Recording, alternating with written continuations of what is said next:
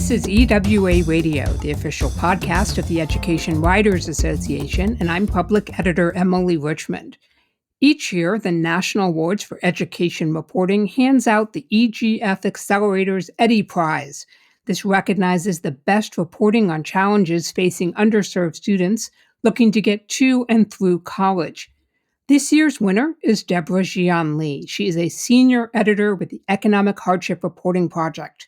Her story for Esquire magazine, Persecution in the Name of the Lord, explains how over 200 federally funded religious schools with nearly 1 million students can exploit the religious exemption rule for Title IX. That's the federal policy that's supposed to protect students from discrimination.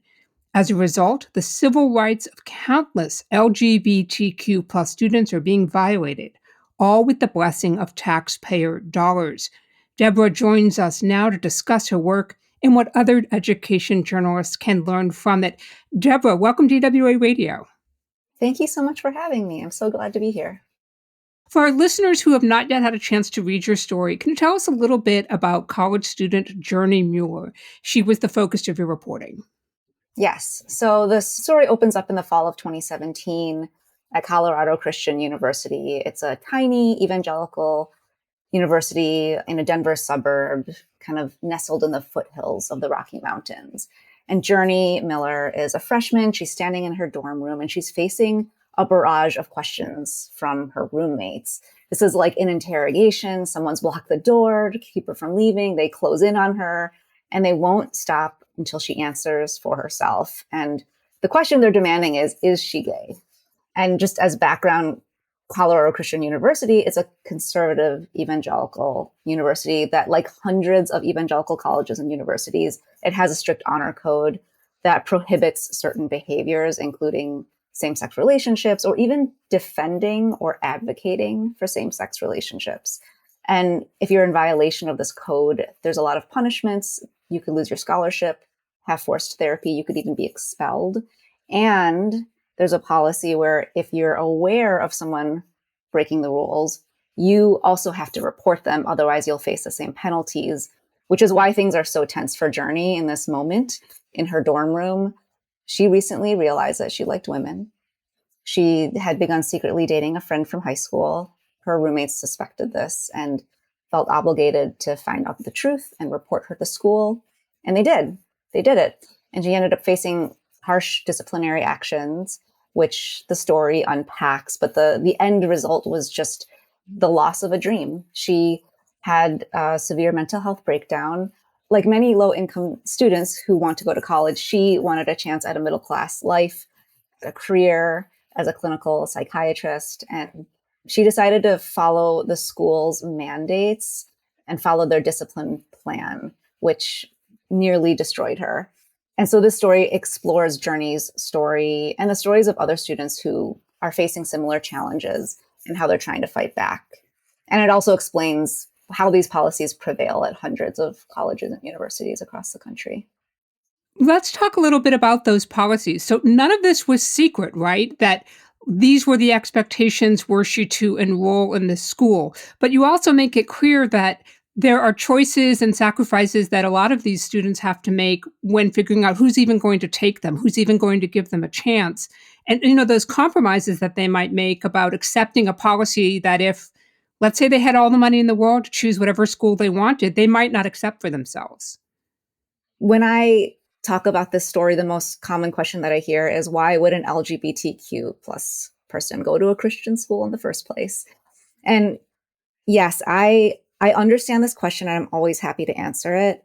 But I'm also, if I'm honest, the question also frustrates me a little. And I'll start by answering the question and then I'll explain why it frustrates me and why I think it's the wrong question to ask. But for starters, LGBTQ teens attend Christian colleges and universities for a variety of reasons. Many are devout Christians seeking a faith-based education.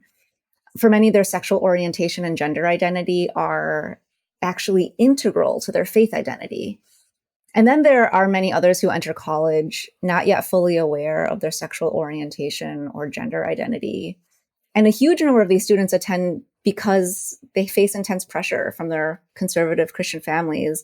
It's a financial decision, right? If mom and dad say they'll only cover tuition at a Christian school, well, you're probably going to go to a Christian school. And then a lot of these students, they are attracted to those particular programs or generous scholarships, like Journey's case. So there are so many reasons why they might go to these schools and make this choice. And I would say that not all of them know that there's a religious exemption to Title IX. Not everyone knows that these are the policies in place. They may receive the policies when they're very far along the journey towards attending college. Maybe they've already declined other schools. So now that I've answered the question, I want to push back against this question that I receive a lot. The problem with asking why students, LGBTQ students, choose Christian colleges really places the blame on teenagers and not on powerful institutions that allow for policies that strip students of their civil rights and disenfranchise young people who end up having to live with the long-term psychological, educational, and economic consequences. That's a fair point and a good reminder for our audience about how they frame this. And I think that that burden of responsibility. But let's talk also about the federal government's burden of responsibility here. What can the federal government do here? Where could they step in? The federal government should uphold Title IX across all schools receiving taxpayer dollars. In other words, if a school receives federal funding, its students should be entitled to federal protections. One of the hurdles that our reporters have frequently, of course, is getting access to even just the spokespeople for some of these private schools. But you actually made it onto the campus and were able to conduct some interviews. How difficult was that? Yeah, in this case, that was more straightforward than I expected. I mean, first of all, I completely empathize with the struggles that education reporters face accessing schools. In other reporting experiences, I've been kicked off school property, once by a high school principal. Another time I was detained by campus police at a different private Christian school. Those are just a few instances. So it is hard out there. I was nervous about going and interviewing folks at CCU, but luckily I didn't have any run-ins. I was able to go on campus. I interviewed students. They were really eager to talk and then also introduced me to their friends and then their friends. And it just kind of unfolded in a way where across the span of a day, I was able to talk to a whole range of students, alum, employees to really get a sense of what was happening on campus. So if reporters can't physically get onto a campus for whatever reason, are there some online portals you'd recommend or avenues for them to explore for reporting, for finding sources? I'm thinking, are there Facebook groups, Instagram? Are there hashtags they should be mindful about? Yeah, on this particular beat, there are a lot of groups. There are a lot of LGBTQ student groups, alumni groups. There is the team behind this lawsuit. It's the Religious Exemption Accountability Project. They have people on staff that are very well networked across campuses. So they know who to reach out to on campuses, who can introduce you to more people. All of the affinity groups on these campuses, if you start with Religious Exemption Accountability Project, they can probably feed you into that network, but you can also look online. There's been a lot of coverage about this. I've written about it a lot. I named some of the networks that exist that can help reporters find their way into these communities. For getting that trust with the administrators on the record, one of the things that we talk about is, of course, this idea of no surprises journalism. How much of your hat are you tipping to folks about what the story is about? And do you have a policy on that? Yeah, especially when I'm speaking to young people, students who may not be as aware of how media works. I'm pretty transparent. I'm explaining the process. I'm telling them about what the story is, what the challenging questions might be, because I want them to answer. I want them to be able to respond in the moment. I don't want there to be any surprises. And it depends on the policy of the place that you're working with. But I reported this with the Economic Hardship Reporting Project and Esquire magazine. And Esquire and EHRP, we fact check everything. And in this case, Esquire's fact checking team handled the fact checking, and it's very, very thorough and very robust. Like every single word and line is scrutinized. And I let them know, like, you will have a chance. A third party, someone else, not me, is going to call you, and they're going to review the facts of the story to make sure that I got it right. And I think that gave them a lot of confidence, knowing that it wasn't just going to appear in the ether and without them knowing about it.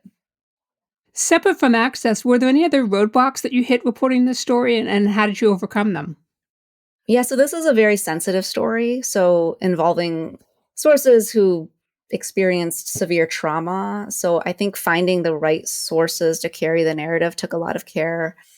I did pre interviews with a lot of people to select the central subject of the story. So I thought this was really important because I knew that not everyone was going to be fully ready to share their story, or they were still deeply in their trauma.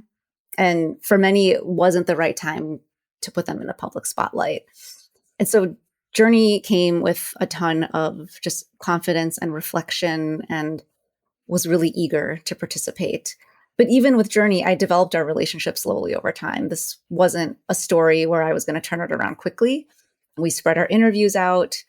And even though Journey's a few years out from her traumatic experience at CCU, she was diagnosed with PTSD. So this experience and its impact continue to have ramifications in her life. And even though she's healing, and I really needed to be aware of that and very intentional about giving her power in the process, like, power to share what was comfortable sharing, power to decline to answer a question, power to let me know when she needed a break. And so, I respected those boundaries, and we took breaks, and this took a long time, but I had great editors who understood that was part of the process. What's been the impact of your reporting? The story came out last year, and I'm curious who you heard from and who were some of the voices that reached out to you. Yeah, so I heard from a number of people. I heard from professors at these schools, professors who support LGBTQ students. And as a result, they're facing similar scrutiny and penalties and economic fallout. Their careers are on the line. I heard from a lot of students and alums saying that Journey's experience reflected their own experience at a Christian school. A lot of people reached out just to say thank you. I heard from folks who wanted to support Journey, and they actually donated to her GoFundMe, which was a really positive experience for her. And I'd say that I've been happy to see that the story has just had many second lives. It's been shared a lot online. I know people are reading it, people are reaching out and letting me know their thoughts on it. And it's also been recognized by a number of journalism awards, which is a huge honor and really important for, I think, just the public to see that this is not a story that's just happening over there off on some campuses far away, but really ideologies that are spreading throughout our culture and our community. And it's really important that we understand what's happening there and how it's impacting students. We're talking with award-winning journalist Deborah Jian Lee about her reporting on religious colleges skirting federal laws intended to protect students' rights, including LGBTQ plus students from discrimination. She's also the author of the critically acclaimed book, Rescuing Jesus: How People of Color, Women, and Queer Christians Are Reclaiming Evangelicalism. Don't miss an episode of EWA Radio. You never have to. You can find us on your favorite podcast app. And if you do me a favor this week, swing by Apple Podcasts and leave us a review. Your support and feedback are helping us to grow.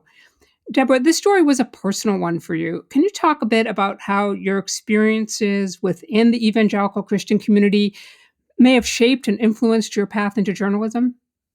Sure.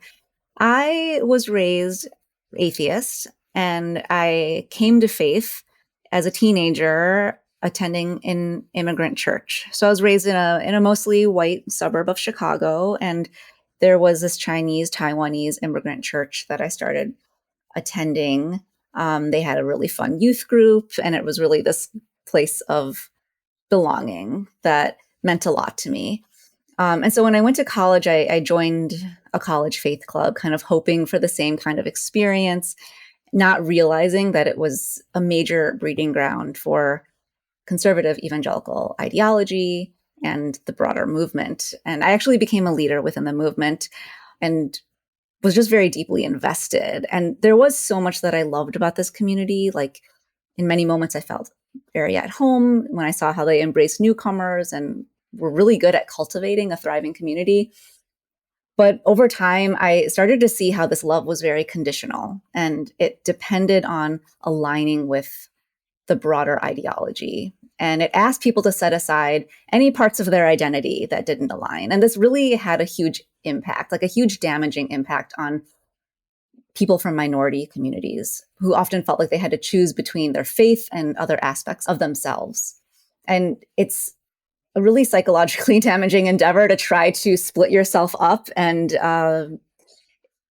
silence parts of your identity. And I saw the harm that it caused.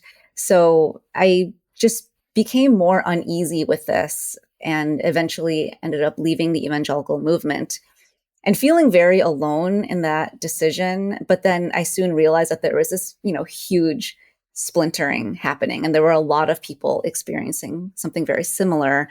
And so I wanted to report on it. When I became a journalist, I wanted to report on the minority communities that stayed and were trying to reshape the evangelical movement from within. So that's what led to my book. For folks who may be wanting to report on some of the things we're talking about, especially the federal protections, who may not have experience reporting either on religious communities or certainly the evangelical community, what are some tips you might have for education journalists who want to approach this respectfully, sensitively, without necessarily leaning into preconceived notions or bias about who this community encompasses? So there are a couple of frameworks to keep in mind. I would start by noticing that there are often false binaries when we do religion reporting. And one of those false binaries I mentioned earlier is like this religious freedom versus LGBTQ equality. And I think it's really important to recognize that there is incredible internal diversity within these communities, within any religious group. There is a tremendous amount of variety of opinions and beliefs and theologies that shape how people approach their faith. And it's important to kind of go in without assumptions and allow people to speak for themselves and ask the kinds of questions that help elicit those nuanced answers. I also think that same thing applies to when we talk about class and where people are coming from in terms of their economic background. And this is something we talk a lot about at the Economic Hardship Reporting Project. As a journalism nonprofit, we're really focused on telling stories of economic inequality and pushing back against harmful stereotypes. And that plays into this story because we're talking about Journey Mueller, who, grew up low income and had this nuanced economic history. And part of the storytelling was explaining how they kind of moved in between different classes and had different kinds of financial security and insecurity. And understanding that economic story helps understand why she chose CCU. So there was both the religious aspect, there was both the economic aspect. And I think being able to see how communities are diverse within themselves and how even people's own experiences with faith or finances can be diverse within their lifetime. Well, that's a great segue because I do want to talk about the Economic Hardship Reporting Project and its mission. But specifically, can you tell our listeners what culture jamming is and then also how education journalists might do it? Sure. The Economic Hardship Reporting Project, we talk a lot about culture jamming. It's using the medium for the opposite of its intended purpose. So we are a mission-driven organization. We work to publish stories by, for, and about people facing economic inequality in America. And we're actively seeking to amplify journalists who have lived experiences with economic hardship. We think it's really important to carve out space for these voices in an industry that increasingly shuts them out and increasingly can prop up the status quo. So culture jamming is a way for us to use the medium of journalism to tell stories that actually dismantle the status quo and uplift these voices that are increasingly being shut out. So as far as practical ways journalists can facilitate this, I'll start with a few things. I think we can start by increasing our class literacy. Be aware of the kind of harmful class stereotypes and tropes that are out there and develop stories that counter these stereotypes and really show the nuance of people's experiences. I would also try to find ways to inject more class analysis and storytelling into our pieces. So when we focus on our subject stories, we can also help the reader understand how class systems, policies, and structures inform the issues that we're grappling with. And then I would also hire people who come from economically diverse backgrounds. And even if you're not from an economically distressed background, be sensitive to the necessity of amplifying these perspectives in mainstream media and show how these communities really contain multitudes. At the Economic Hardship Reporting Project, we're really intentional about not perpetuating stereotypes. That's part of the work, but our bigger objective is just showing the richness and culture and innovation that these communities can offer. And then I would lastly say that when interviewing sources, really try to feel for the inside of the story and the interior lives of your subjects. We're not just there to extract data and quotes and plot points. It's really about inhabiting their world and experiences. And I find that going in with that frame of mind can really make the interviews powerful and even spiritual. There's this really beautiful connection that you can make and this amazing opportunity for learning when we approach it with that kind of posture. And I think ultimately all of this just fuels better writing and a deeper connection with our readers. Deborah, can I ask you to put on your editor's hat for a minute? And what are some story ideas for education reporters right now who may be looking at this intersection of faith, religion, education, especially in what we can all acknowledge, I think, are very fraught and complicated times? Are there some stories you'd like to see more beat reporters tackling? That's a great question. I feel like there are so many. I'll toss out a few. I would recommend talking to professors at private Christian colleges and universities. So many of these professors are engaging daily with students and their own intellectual growth. And as faculty, I think they can be seen as authority figures, but many of them are at odds with administrators who are enforcing these rules and have donors to think about. And so there are a lot of interesting fault lines there to explore, and I think a trove of stories. I'd also recommend looking into how this operates at a sub-college level, especially with, the expansion of publicly funded religious charter schools. How are these policies playing out? How are they enforced on minors? What role are parents playing? What role are students playing? What roles are teachers playing? Like, how is this playing out in this different, younger demographic? Deborah, you got to go to your very first EWA National Seminar. You joined us in Las Vegas. What did you think? What were your takeaways?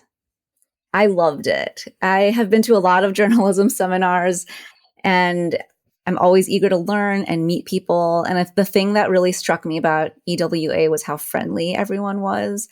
I found that the organizers did a great job facilitating spaces where we could meet and mingle and talk and share ideas and support each other. I went knowing no one, but I felt like I left knowing a ton of people and making really good connections. So I'm really happy that I attended this year. I hope we can invite you again. I would love to join again. Deborah Jian Lee is an award-winning journalist, radio producer, podcaster, and also a journalism fellow at Harvard Divinity School. And I imagine at some point you sleep.